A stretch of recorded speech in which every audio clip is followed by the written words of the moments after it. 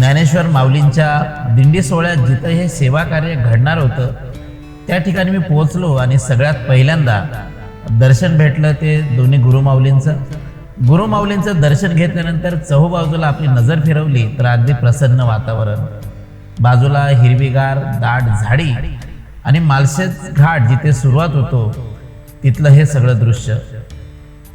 आजूबाजूला नजर फिरवल्यानंतर जे काही मला अनुभवायला भेटलं, जो काही प्रसंग मी त्या दिवशी अनुभवला तो आपल्या समोर शब्दात मांडण्याचा प्रयत्न करतो. खरं तर याचं कुठे मी लिखाण केलं नाही. हे व्हिडिओ शूट करण्याचा मोह मला टाळता आला नाही. माझ्यासोबत कॅमेरा नव्हता, पण मोबाईलच्या कॅमेऱ्याने हे सगळं कॅप्चर करण्याचा मी प्रयत्न केला आणि कॅप्चर करताना प्रत्येकाच्या चेहऱ्यावरचे हावभाव, त्यांच्या मनातले श्रद्धा आणि त्यांनी केलेली सेवा ही सगळी अनुभवत असताना सुख म्हणजे नक्की काय असतं याची मला प्रचिती आली. या सगळ्या गोष्टी आपल्या समोर मी मांडण्याचा प्रयत्न करतो. माझ्या शब्दाकडे जेवढं तुमचं लक्ष असेल तेवढंच लक्ष या व्हिडिओमध्ये चित्रित झालेल्या दृश्यांकडे सुद्धा असू द्या, म्हणजेच तुम्हाला सुखाची परिभाषा नक्कीच समजेल. खरं तर आजची तारीख 20 नोव्हेंबर 2024, मतदानाचा दिवस. आमदारकीचं इलेक्शन होतं आणि त्याची मतदानाची तारीख 20 नोव्हेंबर 2024. मी माझं मतदान सकाळीच आटोपलं आणि या ठिकाणी मी पोहोचलो. खरं तर आज माणसाच्या डोक्यामध्ये किंवा त्याच्या आयुष्यामध्ये भरपूर असे चिंता आहेत, त्याला टेन्शन आहेत आणि या सगळ्या गोष्टीसाठी आपण त्यातून कुठेतरी सुख भेटावं याच्यासाठी काहीतरी प्रयत्न करत असतो. मग आता आपण एका टेन्शनची, एका चिंतेची थोडीशी अनुभूती घेऊयात. आज मतदानाचा दिवस म्हणजेच किती लोकांच्या डोक्यामध्ये टेन्शन असेल याची आपण जाणीव करू शकतो. पहिलं टेन्शन ज्याच्या डोक्यामध्ये आहे तो म्हणजे उमेदवार. तो आमदारकीसाठी उभा राहिलाय, त्यांनी प्रचार केला, एव्हाना तो निवडून यावा याच्यासाठी त्यांनी अनेक प्रयत्न केले. कदाचित लोकांच्या मध्ये पैसे सुद्धा वाटले असतील. एवढं सगळं करून जर तो निवडून आला नाही याची किती मोठी चिंता त्याच्या डोक्यामध्ये असेल याची जाणीव आपल्याला होऊ शकते. त्याच्यानंतर त्यांनी ज्या लोकांच्यावर भरोसा ठेवून त्या मतदान त्याला जास्तीत जास्त कसं होईल याचा प्रचार ज्या लोकांच्यावर भरोशावर त्यांनी करायला घेतला असेल, त्यांच्याकडे पैसे दिले असतील किंवा इतर काही गोष्टी पुरवल्या असतील, त्या लोकांच्या डोक्यात सुद्धा किती टेन्शन असेल का बाबा आज उमेदवाराने आपल्याकडे जी जबाबदारी दिली आहे ती जबाबदारी जर आपण पार पाडू शकलो नाही तर आपल्याला पुढे त्याचा त्रास होऊ शकतो. ही सगळी चिंता त्या माणसाच्या डोक्यामध्ये असेल. त्याच्यानंतर मतदार म्हणजेच आपण दर 5 वर्षांनी निवडणुका होतात, तरी आपल्या परिसराचा कुठे विकास किंवा त्याची कुठे प्रगती होत नाही. या सगळ्याची चिंता आपल्यासारख्या सामान्य माणसाच्या डोक्यामध्ये असते. आता नवीन इलेक्शन आलंय, कोणीतरी चांगला उमेदवार निवडून येईल आणि मग आपलं कुठेतरी भलं होईल किंवा हाही तसंच निघेल, ही सगळी चिंता आपल्या डोक्यामध्ये असते. अशा अनेक चिंता. जसं आपल्याला जर प्रवास करायचा असेल तर त्या प्रवास कसा करावा याची चिंता आपल्या डोक्यामध्ये असते. पूर्वी लोक बिंदास चालायची, पण जशी वाहनांची निर्मिती झाली तर आपल्याला ती प्रलोभनं वाढत गेली आणि मग आपण सायकल, त्यानंतर मोटरसायकल, मग 4 व्हीलर अशा प्रकारच्या वाहनं खरेदी करण्याचा प्रयत्न करू लागलो. जसं की जर आपल्याकडे वाहन नसेल तर आपण ज्या काही प्रवासी वाहनं असतात सार्वजनिक, त्यांनी प्रवास करण्याचा प्रयत्न करतो. मग आपण जेव्हा घराच्या बाहेर एखाद्या ठिकाणी जाण्याचा प्रयत्न करत असतो तेव्हा आपल्या डोक्यात चिंता असते, ती म्हणजे आपल्याला वेळेला गाडी भेटेल का, भेटली तर त्यात गर्दी असेल का, गर्दी असेल तर मला बसायला जागा भेटेल का, अशा अनेक चिंता. मग आपल्याकडे थोडासा पैसा आला की आपण कुठेतरी 2 व्हीलर घेण्याचा प्रयत्न करतो. मग ते 2 व्हीलर घेतल्यानंतर ती खरेदी करण्याची चिंता, तिचा हप्ता भरण्याची चिंता, आणि जेव्हा आपण ती 2 व्हीलर घेऊन प्रवास करण्याचा प्रयत्न करतो तर आजकाल वाढलेल्या पेट्रोलचा दर पाहून आपल्याला ती चिंता सुद्धा सतावत असते. मग 2 व्हीलर झाल्यानंतर थोडासा पैसा आपल्याकडे वाढतो आणि आपण 4 व्हीलर घेतो. परत तेच चक्र सुरू होतं. त्या गाडीचा डाऊन पेमेंट, मग हप्ते कसे भरायचे, त्याचा मेंटेनन्स कसं करायचा, त्याच्यामध्ये पेट्रोल कसं टाकायचं, ह्या सगळ्या चिंता. म्हणजे आपण कुठेतरी सुख शोधण्याचा प्रयत्न करतो, पण ते सुख न सापडता आपल्याला भेटतं ते पुन्हा पुन्हा, म्हणजे ती आहे चिंता. तसंच झालंय शिक्षणाचं. आपल्याला आपल्या परिस्थितीनुसार शिकता आलं नाही, म्हणून आपण आपल्या मुलांना योग्य शिक्षण भेटावं, त्यांचं करिअर घडावं, याच्यासाठी आपण त्यांना चांगलं शिक्षण देण्याचा प्रयत्न करतो. पण मग सरकारी शाळेत टाकलं तर कदाचित तिथं योग्य शिक्षण भेटणार नाही, म्हणून आपण प्रायव्हेट स्कूलमध्ये त्यांना शिक्षण देण्याचा प्रयत्न करतो. मग प्रायव्हेट स्कूलच्या ज्या महागड्या फीज आहेत त्या आपण आपल्या कष्ट करून कमवलेल्या पैशातून त्या फी भरण्याचा प्रयत्न करतो, तरी आपल्या डोक्यात एक चिंता असते, ती म्हणजे एवढी सगळी फी भरून आपला जो मुलगा आहे किंवा मुलगी आहे ती खरंच तिथे योग्य शिक्षण त्यांना भेटेल का, आणि जरी योग्य शिक्षण भेटलं तरी आपलं मुलं त्याच्यामध्ये हुशार आहेत का, त्यात ते तरुण जातील का, ही सगळी चिंता आपल्याला सतावत असते. किंवा त्यांच्यावर योग्य संस्कार होतील की नाही, किंवा एवढं सगळा शिक्षणावर खर्च करून एवढं सगळं त्यांना शिकवून त्यांचं योग्य करिअर घडेल का, त्यांना योग्य नोकरी लागेल का, त्यांचं आयुष्य सुंदर होईल का, ह्या सगळ्या चिंता आपल्या मनामध्ये सतावत असतात. खरं तर अशा प्रकारच्या अनेक चिंता आपल्याला आयुष्यभर सतावत असतात. मग त्या चिंतेतून कसं बाहेर पडावं, यातून आपल्याला कसं तरी सुख भेटावं, याच्यासाठी अनेक प्रयत्न आपण सतत करत असतो. पण हे सगळं प्रयत्न केल्यानंतर आपल्याला खरंच सुख भेटतं का, याची सुद्धा एक चिंता आपल्याला नेहमी सतावत असते. खरं तर समोर जो तुम्ही व्हिडिओ पाहताय आणि मी ज्या विषयावर बोलतोय याची खरं तर विसंगती आहे, पण मला खरं तर त्या ठिकाणी जी अनुभूती आली ती आपल्यासमोर मी मांडण्याचा प्रयत्न करतोय. हा सगळा सावळा गोंधळ आपण का करत असतोय, तर आपल्याला पुण्य लाभावं किंवा आपलं जे जीवनचक्र सुरू आहे याच्यामध्ये कुठेतरी आपल्याला सुख लाभावं, एवढाच काय तो अट्टाहास. म्हणून समोर जे चित्रीकरण सुरू आहे किंवा व्हिडिओ सुरू आहे त्याला जुळणारे हे शब्द नसतील तरीही दोन्ही गोष्टीकडे तुम्ही लक्ष ठेवा, म्हणजेच तुम्हाला मला जी अनुभूती आली तशी अनुभूती तुम्हाला येईल. पुढे जाऊन आपण आणखी एक गोष्ट पाहूयात, की म्हणजे आपण छान दिसण्यासाठी अनेक प्रकारचे कपडे खरेदी करण्याचा प्रयत्न करतो. वेगवेगळ्या प्रकारचे शर्ट असतील, पॅन्ट असतील, साड्या असतील, पंजाबी ड्रेस असतील, जीन्स असतील किंवा इतर अनेक प्रकारचे, अनेक रंगाचे, अनेक क्वालिटीचे कपडे आपण खरेदी करण्याचा प्रयत्न करतो. मग त्यामध्ये कुठली चिंता असते, तर मग आपण जे कपडे खरेदी करतो ते कपडे योग्य क्वालिटीचे आहेत का, चांगल्या ब्रँडचे आहेत का, त्यांना आपण जी किंमत मोजतो ती योग्य आहे का, या सगळ्या चिंता आपल्याला सतावत असतात. मग कपडे खरेदी केल्यानंतर पुन्हा एक चिंता वाढते, आपण कपडे ज्या टेलरकडे शिवायला देतो तो योग्य प्रकारे शिवेल का, त्याने शिवलेले कपडे आपल्या अंगावर फिटिंग येतील का, ते आपल्याला शोभतील का, या सगळ्या चिंता आपल्याला सतावत असतात. अशा अनेक चिंता. विचार करा, या सगळ्या धावपळीच्या जगामध्ये वेगवेगळ्या प्रकारच्या चिंता आपल्याला रोज उठल्यापासून ते झोपेपर्यंत सतावत असतात. या सगळ्या टेन्शनमध्ये आपण कुठेतरी सुख शोधण्याचा प्रयत्न करतो, याचा विचार खरं तर आपण करायला हवा. समोर जे आपण प्रसंग पाहतोय त्यात जी माणसं तुम्हाला दिसत आहेत, ह्या माणसांना खरं तर कुठलीच अपेक्षा नाही. ती आपला काम धंदा सोडून या ठिकाणी सेवा करण्यासाठी आलेली आहेत. या सेवा करण्याच्या पाठीमागे त्यांचा कुठलाही उद्देश नाही, त्यांना कुठलाही लालच नाही. खरं तर त्यांना ते सुख भेटेल या अपेक्षेने सुद्धा ते आलेले नाहीयेत. ते का करतायत, कोणासाठी करतायत, याची सुद्धा चिंता त्यांच्या मनामध्ये नाहीये. थोडंसं आणखी पुढे जाऊयात आपण. पुढे गेल्यानंतर आणखी एक आयुष्याचा प्रसंग आपल्या समोर मी मांडण्याचा प्रयत्न करतो. आपलं जे जीवन आहे ते पूर्ण व्हावं याच्यासाठी आपण वयात आल्यानंतर लग्न करतो. जोपर्यंत आपल्याला लग्न जमत नाही तोपर्यंत आपल्याला एक चिंता सतावत असते, ती म्हणजे आपल्याला योग्य नवरा भेटेल का, आपल्याला योग्य बायको भेटेल का, आपलं लग्न जमेल का, अशा सगळ्या प्रकारच्या चिंता आपल्या मनामध्ये असतात. मग ते लग्न जमतं आणि लग्न जमल्यानंतर ते लग्न कार्य कसं पार पाडावं ही सुद्धा चिंता आपल्याला सतावत असते.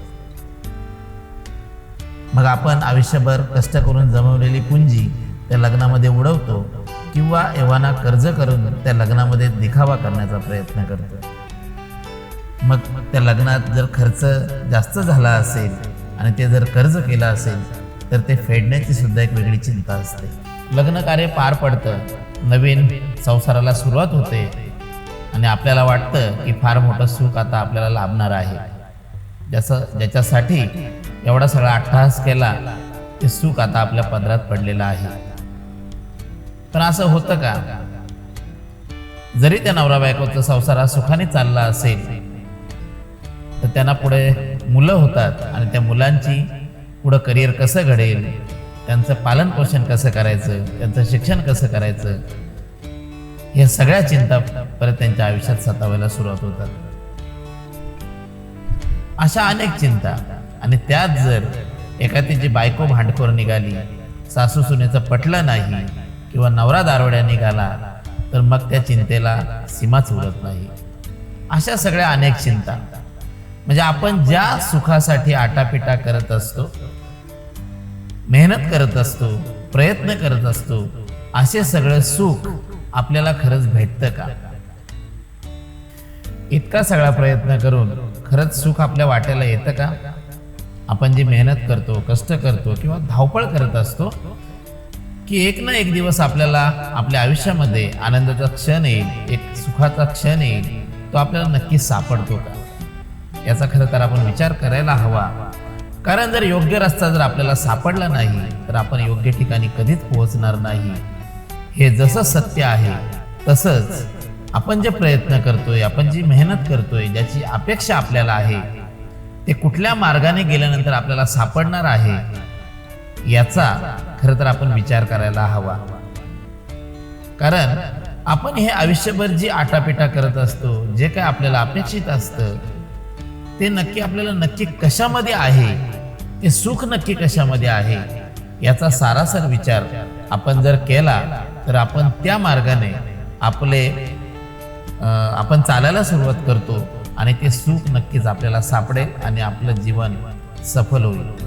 नाहीतर काय होईल की आयुष्यभर खरंच आपण पायपीट करत राहू आणि आपल्याला अपेक्षित असलेलं सुख हे आपल्याला नक्की कधीच भेटणार नाही याची जाणीव आपल्याला होणं फार गरजेचे आहे.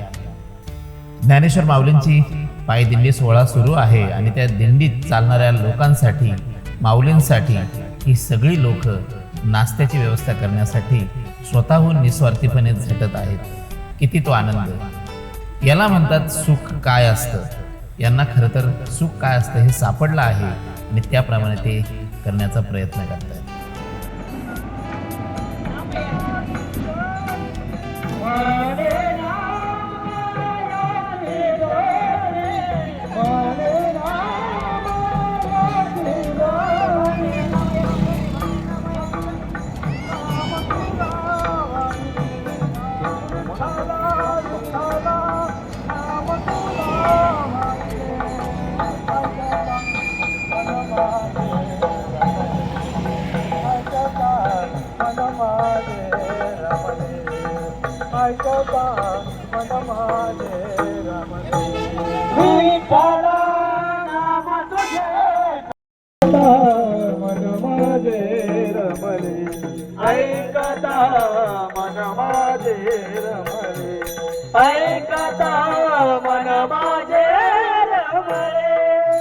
सूरज महाराज भजन सुरू करा. भजन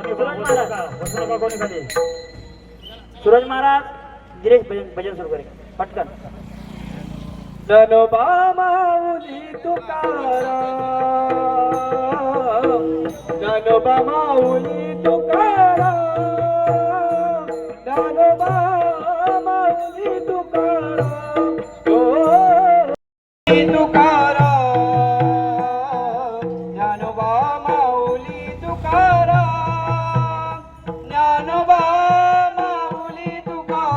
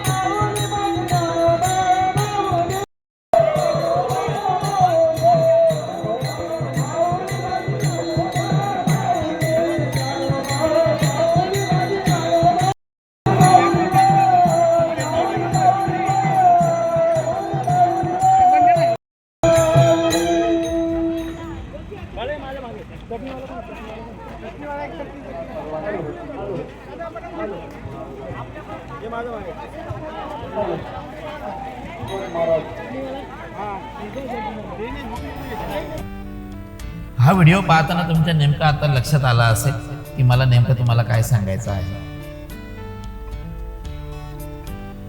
माझे शब्द प्रत्येक चिंतेची तुम्हाला आठवण करून देत असेल, पण समोर जो व्हिडिओमध्ये प्रसंग आहे तो सुखाची जाणीव करून देत असेल. आपण पाहतोय की ज्ञानेश्वर माऊलींच्या परत पोहोचणारे ज्या दिंडी सोहळे आहेत किंवा ज्या दिंड्या आहेत त्यात चालणारी जी माणसं आहेत त्या प्रत्येक माणसाला कुठेतरी नाश्ता भेटावा किंवा चहा भेटावी, कारण ही लोक दिवसभर चालत असतात. त्याच्यासाठी ह्या ज्या व्हिडिओमध्ये दिसणारी माणसं आहेत त्यात खरं जी ती माणसं आहेत ती एकामेकांची नातेवाईक आहेत की नाही हे सुद्धा मला माहीत नाही.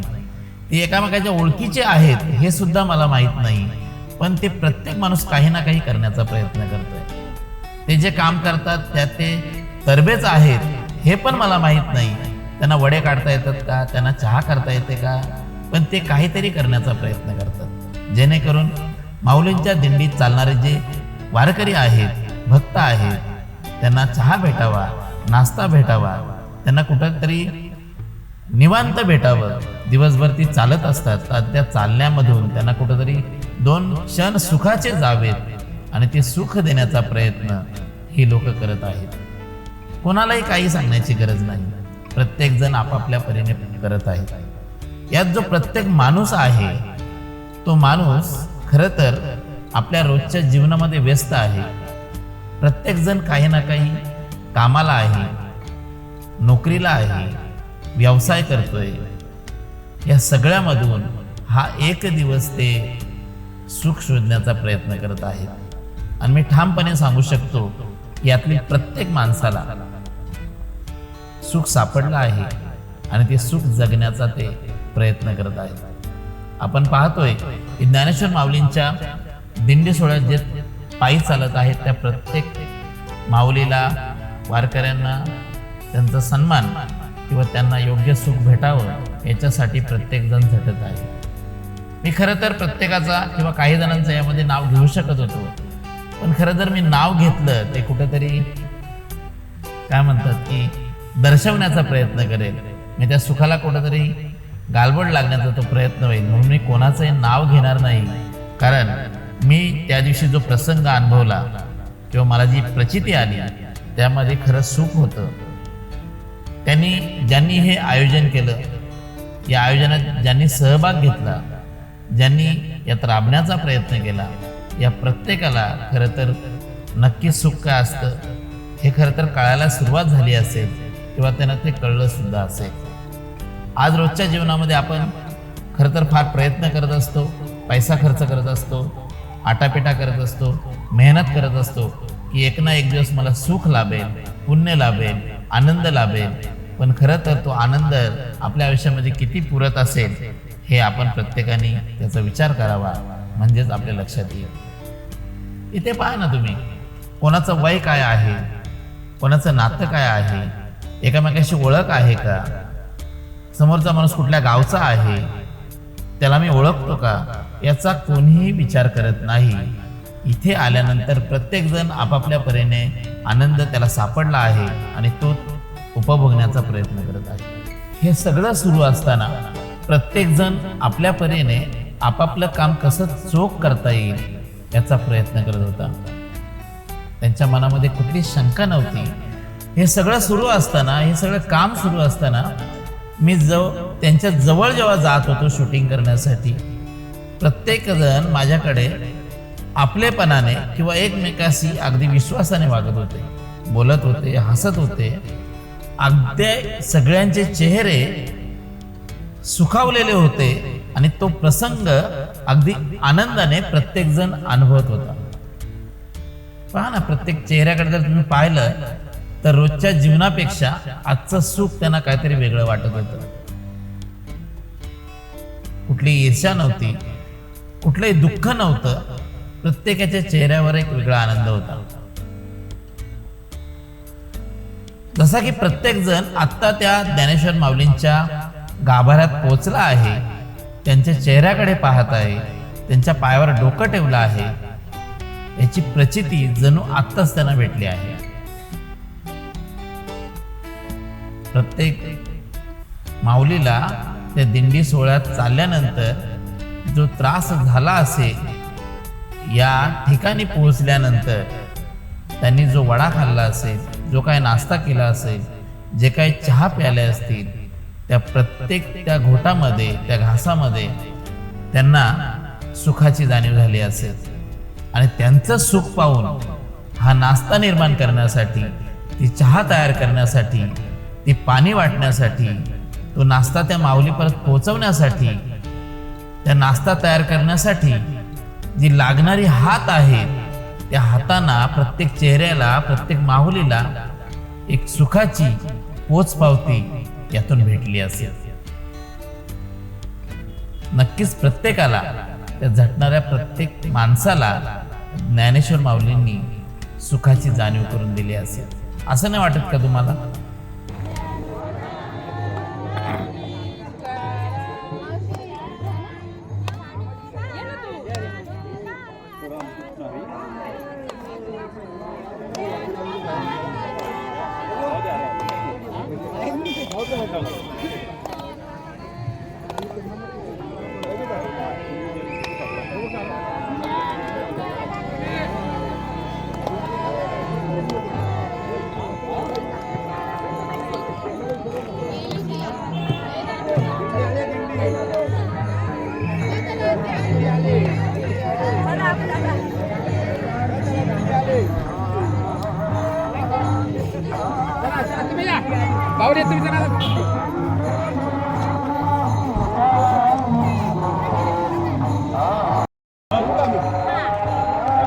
या असं बोललं शोर होतं का?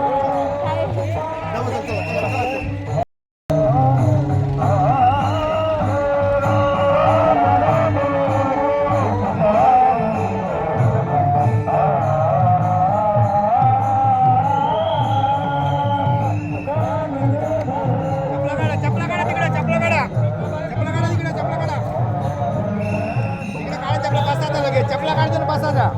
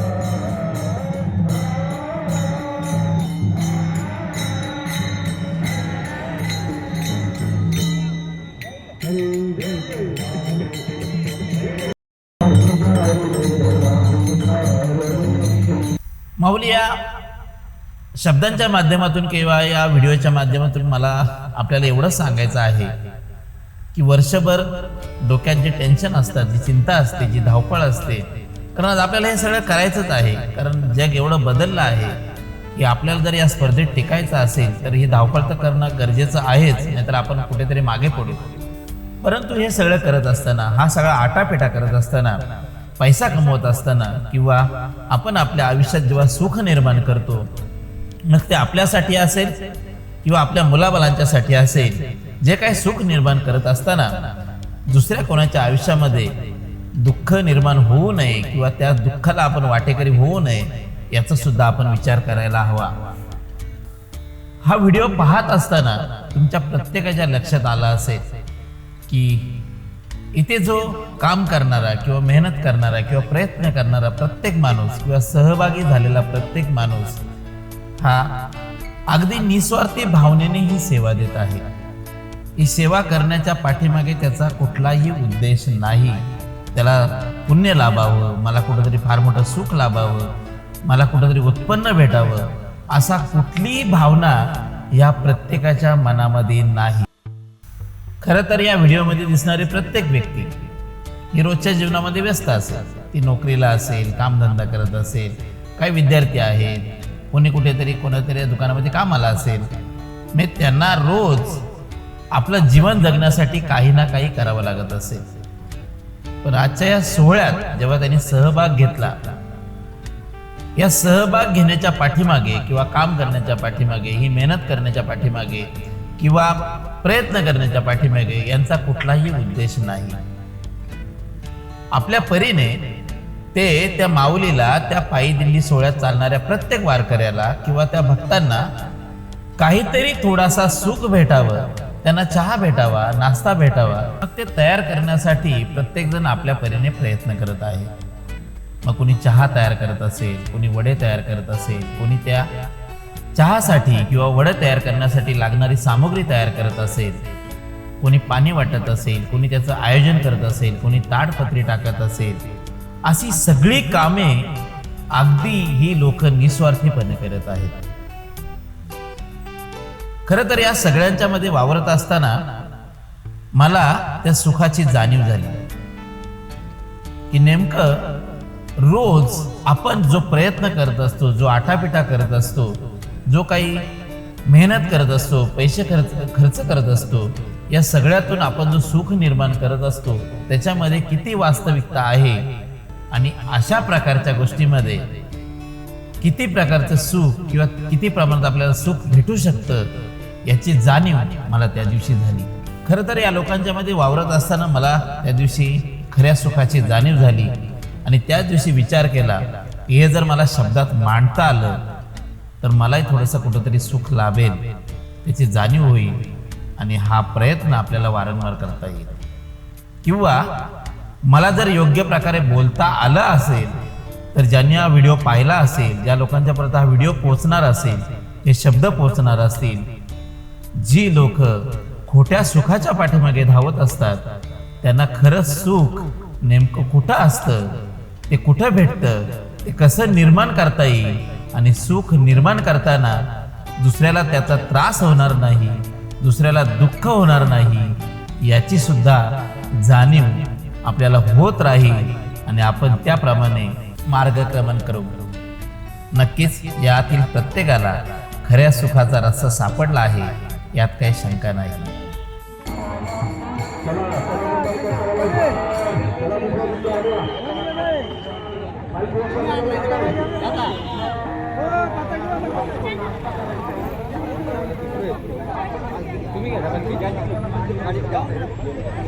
चला पालखीवाले या ना मग.